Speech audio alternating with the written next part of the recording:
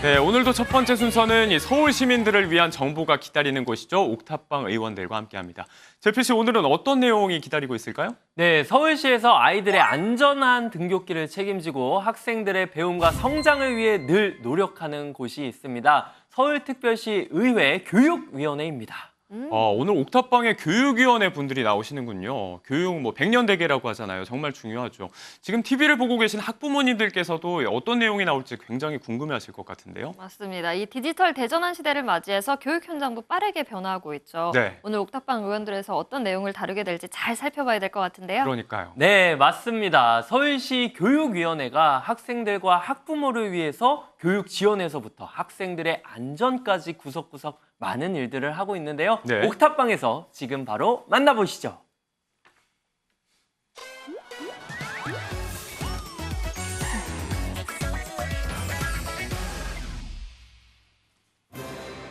서울 시민을 위해 발로 뛰는 제11대 서울특별시 의회.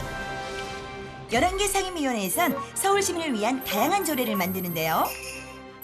오늘 만날 상임위원회는 교육위원회. 교육위원회는 학생을 위한 교육정책과 쾌적한 교육환경 제공 등 서울교육의 혁신과 변화를 주도하고 있는데요. 자세한 이야기는 옥탑방에서 속 시원하게 풀어드릴게요. 오늘도 기대해 보겠습니다.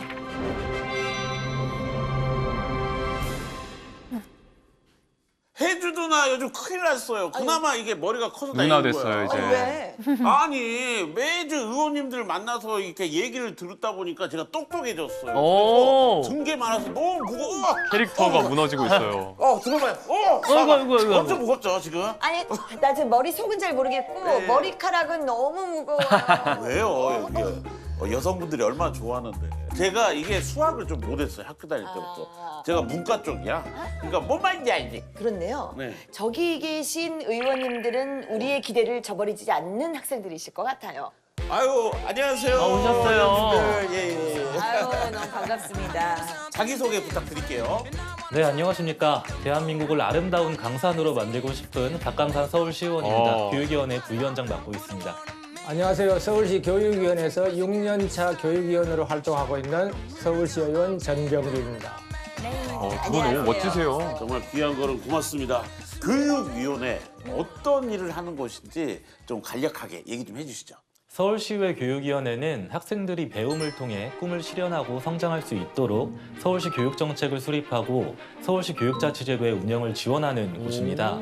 방과 후 돌봄책에 들어보셨죠? 이러한 맞벌이 부모를 위한 지원 정책부터 학생들의 안전을 위협하는 수업 환경을 개선하거나 시대 변화에 발맞춘 교육을 연구하는 등 환경과 안전, 복지 등 학생과 관련된 모든 정책을 다루고 있습니다. 제가 또 두 아이의 아빠로서 학부모로서 오늘 주제가 너무 관심이 가는데요. 아빠, 분필이 뭐예요? 이런 세대 차이 보면 학교에 필을 안 써요. 7, 아, 이제 안 8학년은 쓰는군요, 아예. 점점 전자화돼서 맞아요. 이렇게 있잖아요. 그냥 분필이 아니라 그런 걸로 많이 바뀌고 있어요. 오. 그 태블릿 PC 같은 그런 느낌으로. 레이저로 쓰나? 네, 여러 가지로. 두 분 말씀대로 요즘 교실을 보면 새롭다는 생각이 많이 드실 겁니다. 온라인 강의랑 실시간 화상 수업은 이제 일상이 됐고 인공지능, AI, 메타버스 등 확장 현실까지 교실 안으로 깊숙이 들어오고 있습니다. 메타버스가 네. 그 휘발유 넣는 그 아하. 버스는 아니죠? 메타버스가 어떤 거죠? 현실을, 그러니까 가상의 세계에서 우리가 진짜처럼 꿈을 이뤄가는 그런 느낌까지 들 정도예요. 오히려 온라인 속에서 더욱더 편하게 생각하는 친구들이 많아요. 현실 세계에서는 쑥스러워하고 의견 내기도 힘들어하는데 바로 그런 학생들을 위해 메타버스를 활용한 상담 프로그램을 운영 중에 있습니다. 네. 바로 서울시 교육청 직영 위센터의 상담 프로그램 상담의 메타버스를 접목했군요. 실시간 표정 인식 기능을 탑재해 사용자 표정을 이해하는 아바타로 익면의 가상 공간에서 상호작용하는 방식입니다. 공간 제약이 없으며 VR 장비도 없이 비대면 상담이 가능합니다. 접근성이 자, 너무 그러면 이게 좋은데요. 갈수록 이게 디지털화 되는 게 너무 좋긴 좋아요. 근데 이게 기기가 비싸잖아요. 그리고 살 형편이 안 되는 우리 학생들은 어떻게 해야 그런 될까? 걱정들이 있죠. 그래서 서울시 교육청에서는 지난해 교육용 스마트 기기 디벗을 무상으로 지급하는 사업을 진행했는데요. 디벗은 디지털 벗의 줄임말입니다. 서울시 내 400개의 중학교의 1학년 학생들을 대상으로 디벗을 총 92,500여 대를 지급했고 많은 학생들이 최대한 차별 없이 수업을 들을 수 있도록 지원했습니다. 일단 자, 네이밍이 너무 그러면 좋아요. 요즘 맞벌이 부부가 워낙 많잖아요. 근데 이 방과 후에 정말 이게 맞벌이들에게는 참 많이 부담스러울 것 같은데. 서울시 교육청에서는 학부모의 이러한 돌봄 부담을 줄이기 위한 차원에서 올해 3월부터 돌봄 수요가 있는 공립초를 대상으로 오후 돌봄 시간을 저녁 8시까지 기존보다 1시간 더 확대하기로 했습니다.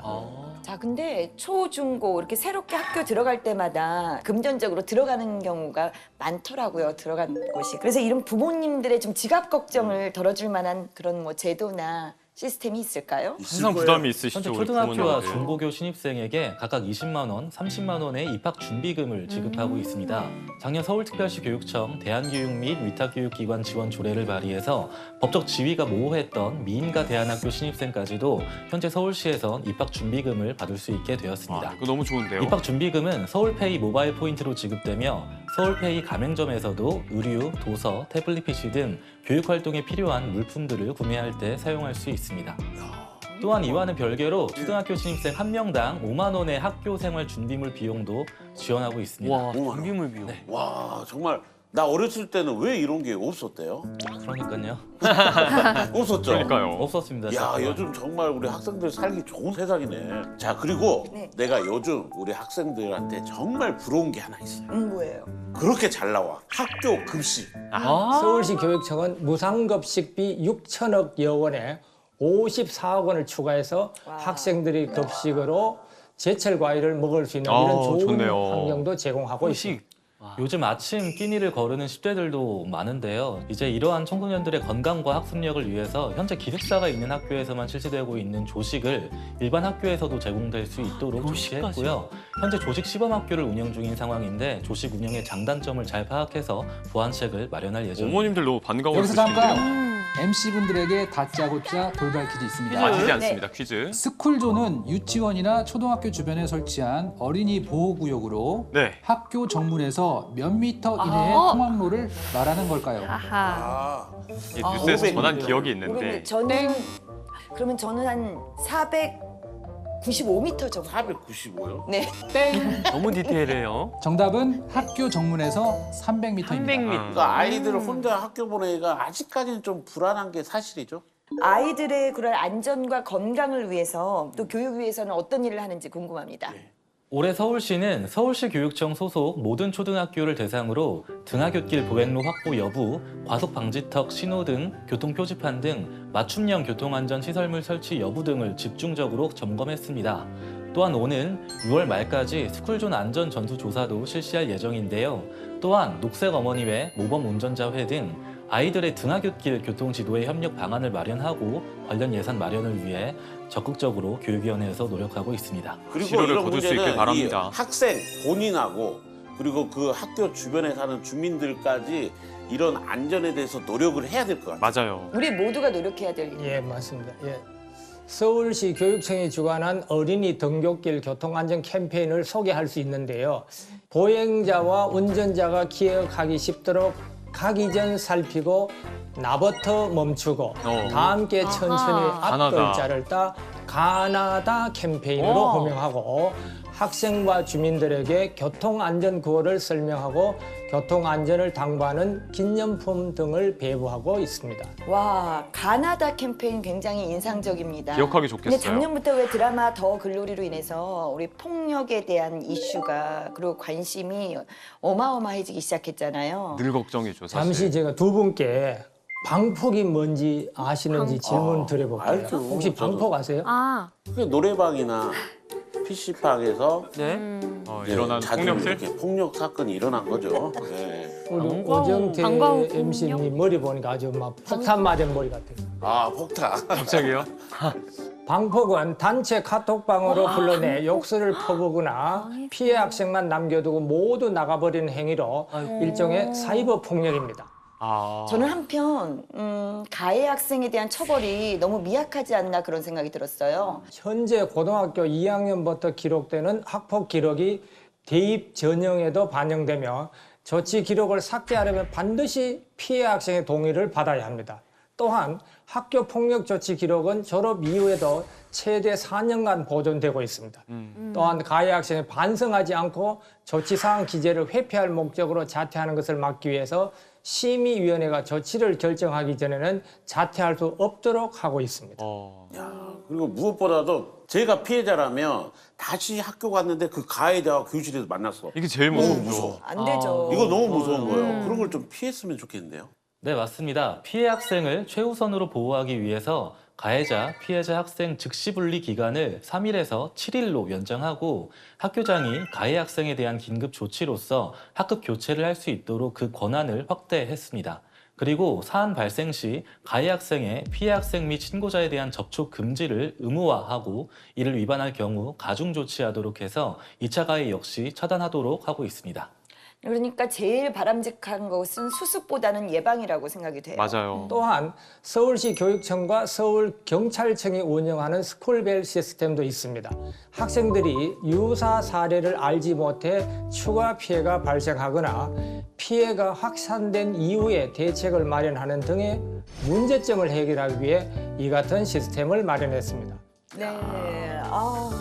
정말 끝으로 의원님들 못다한 말 있으면 시원하게 할 시간 드리도록 하겠습니다. 먼저.